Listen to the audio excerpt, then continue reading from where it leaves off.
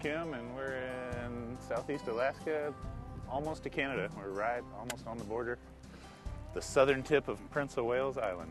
That's the third biggest island in America, behind Hawaii and Kayak. Finally, kind of out of nowhere, made the decision to come to Alaska. Kind of always figured I would, I think, in the back of my mind, but had a few other things to get out of the way for a decade or two or three. Get out of my system, but it's a place I always wanted to be. So I own Kayak Kayak Fishing.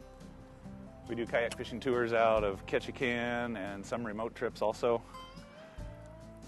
Cruise ship passengers, people staying at lodges, independent travelers, cater to anyone. Take a lot of beginners, do a lot of teaching, instructing, get people into the sport that really aren't familiar with it. Would be the majority of my clients. Things go wrong with motors and boats and all the hassles associated. I just like the simplicity. It's always ready to go. I like how quiet it is. I like that you can cover endless ground, just give it enough time. So we have so much exploring around here, so much open land, so many rocky beaches, so many places hard to get into. Everything just fits for a kayak. I like to catch big halibut just because landing them so difficult. I think that's the toughest thing from a kayak.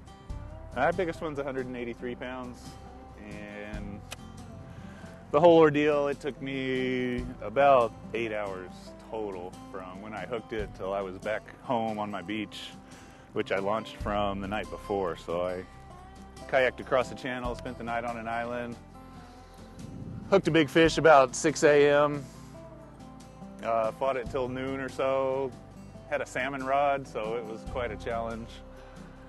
And basically drifted for that time out in Clarence Strait here, and ended up kind of towing the halibut under my kayak while it was still hooked.